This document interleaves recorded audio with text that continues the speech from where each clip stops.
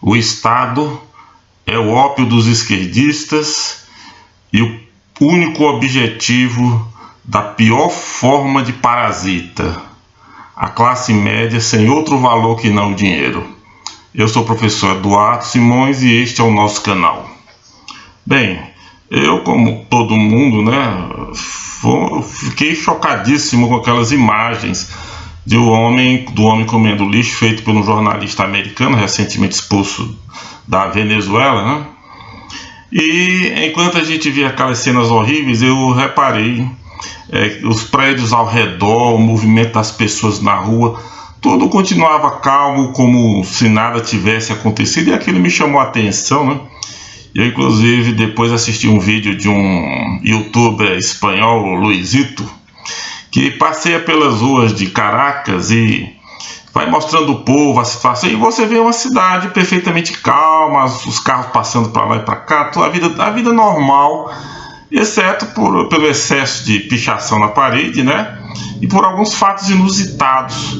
Por exemplo, nesse dia que o Luisito estava lá filmando em Caracas, as estações de metrô estavam fechadas, porque a oposição tinha convocado um protesto e o governo, para dificultar o deslocamento das pessoas que porventura quisessem protestar, mandou simplesmente fechar as estações de metrô, prejudicando todo mundo que precisa daquele serviço, fosse protestar ou não, E uma outra coisa também que me chamou a atenção nesses vídeos do espanhol foi a calma, eu diria quase a passividade com que as pessoas ficavam horas, quase uma hora, numa fila de pão para comprar um simples pão.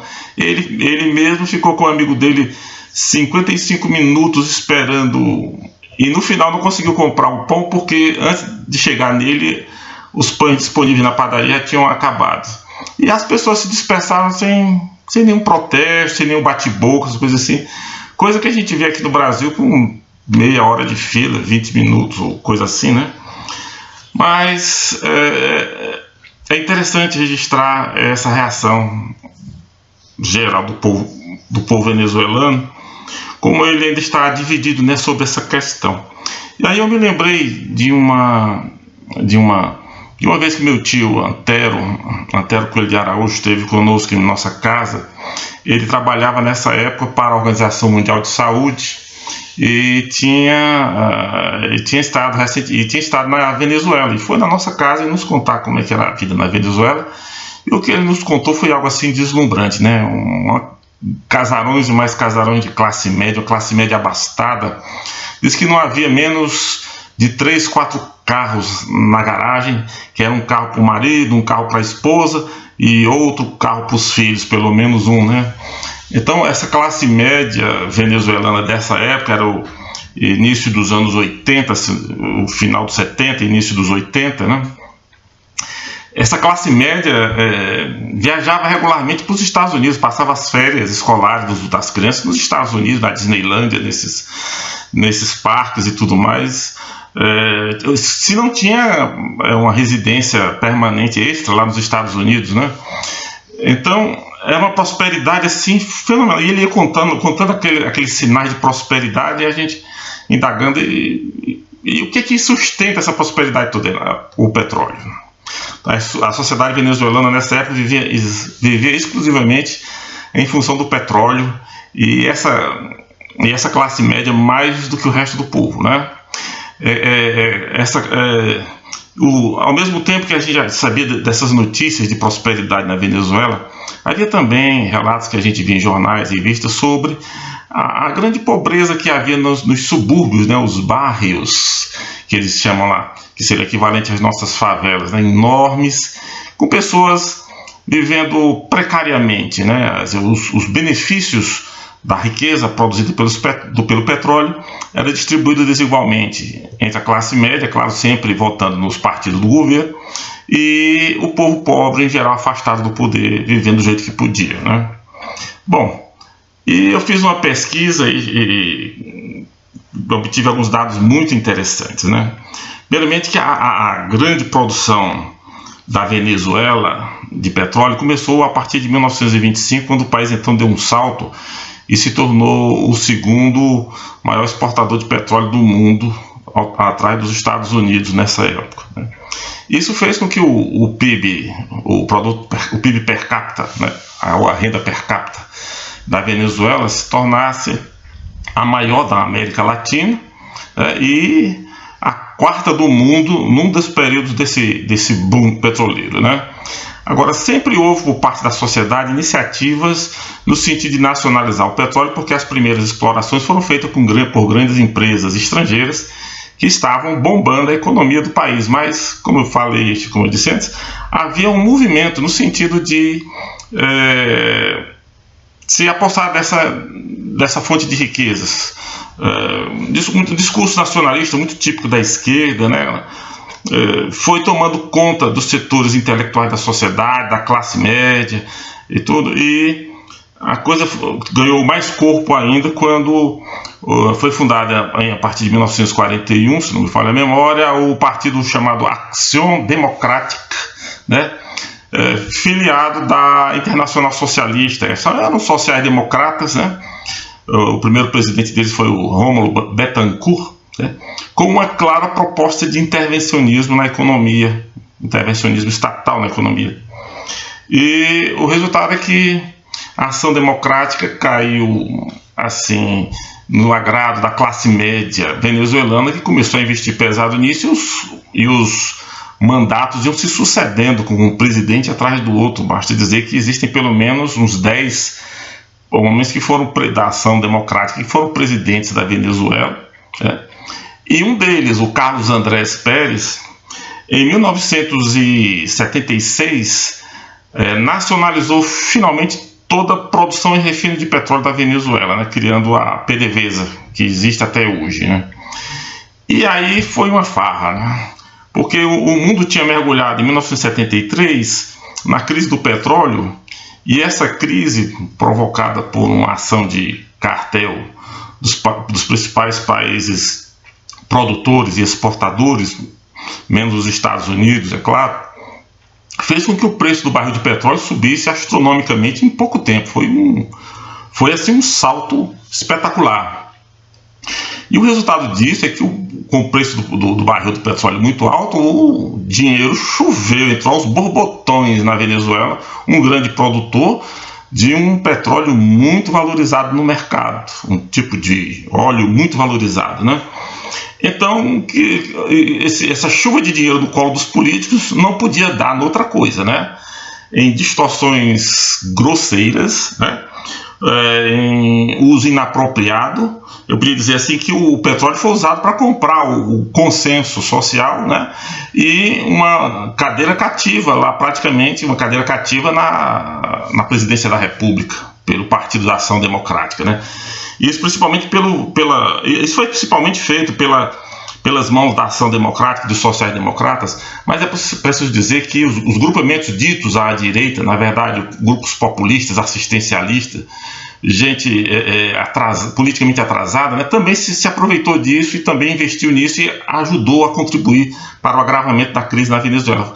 E assim foi se criando ao longo dos anos, do final dos anos 50, agravando principalmente a partir dos anos 70, da metade dos anos 70, né, uma ideia de que as pessoas podiam esperar tudo do Estado, principalmente aquelas pessoas que eram de classe média, tinham mais cultura e tudo mais, que estavam mais próximas dos centros de poder, de decisão. Essas pessoas pegaram o grosso desse dinheiro, praticamente com pouco esforço, né? E foi se criando ao redor, principalmente de Caracas e das grandes cidades, as grandes fortunas, uma classe média próspera que o meu tio Antero descreveu quando esteve lá, né? E descreveu para nós. Então, a classe média foi se acomodando, eu acho que ela foi literalmente comprada, né? Como comprados foram os políticos, as autoridades, a corrupção se expandiu pelo país, até que lá pelos anos 80, no final dos anos 80, a coisa começou a degringolar, né? E o Carlos Andrés Pérez tentou, porque o preço do petróleo caiu, né? Então a farra, aquela dinheirama, começou a minguar, né? E o Estado já tinha se comprometido com 1001 reformas sociais mirabolantes, construções faraônicas como as que houveram aqui no Brasil. E isso, de repente, o dinheiro começou a minguar e eles não tinham outra alternativa senão o petróleo. E aí começou a dar aso a que grupos ou atores mais radicais, ligados a um socialismo mais extremista, tipo o do Hugo Chávez e companhia, entrassem em cena e empolgasse as massas populares e tomasse o poder. Então o que nós vemos hoje é aquela mesma classe média que ficava indiferente àquelas favelas enormes, aqueles bairros enormes de gente pobre, não miserável ainda, mas pobre, né? E se via como que desvinculada dessa gente, tirando toda a vantagem possível das riquezas do petróleo, né? Indiferente àquele povo, assumir junto com o Hugo Chávez e depois com Maduro o controle da Venezuela. É verdade que uma parte dessa classe média, principalmente aqueles mais ricos, já deixaram o país atrás de oportunidades em outros lugares. E uma parte também dessa classe média está com o Juan Guaidó e a oposição. Mas ainda existe um número muito grande dessa classe média fechando e aproveitando ainda, locupletando-se, parasitando ainda o governo central, sustentado por Maduro, e esse grupo não está nem aí quem vai estar no poder central, se vai ser Maduro, se vai ser outro. Contanto que não falte os seus emolumentos, né? Que a sua renda, a graninha extra vá pingando sempre no seu bolso.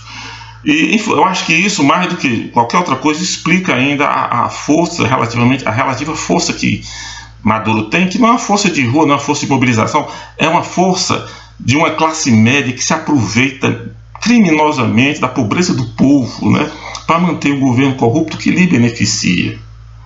Isso é que é a verdade da questão da Venezuela. E é por isso que o país ainda não conseguiu virar essa página. E não vai conseguir enquanto houver um grupo tão fornido, tão numeroso, dando suporte a essa ditadura. Agora, é preciso ver que isso não é só da Venezuela. Isso existe no Brasil, existe bem perto aqui de nós que moramos aqui na região sudeste. Como o que a gente vê, por exemplo, quando entra no estado do Rio de Janeiro, pela zona oeste, né, e dá de cara com a Barra da Tijuca, antes de chegar ao centro do Rio Antigo, e a gente vê aquela prosperidade gigantesca, aquele crescimento formidável, aqueles prédios de condomínio gigantescos, luxuosos, aqueles shopping center que parece assim, coisa de outro mundo. Eu me sinto assim, na Barra da Tijuca, quando vou por lá, eu me sinto não num país de primeiro mundo, mas num bairro rico de país de primeiro mundo.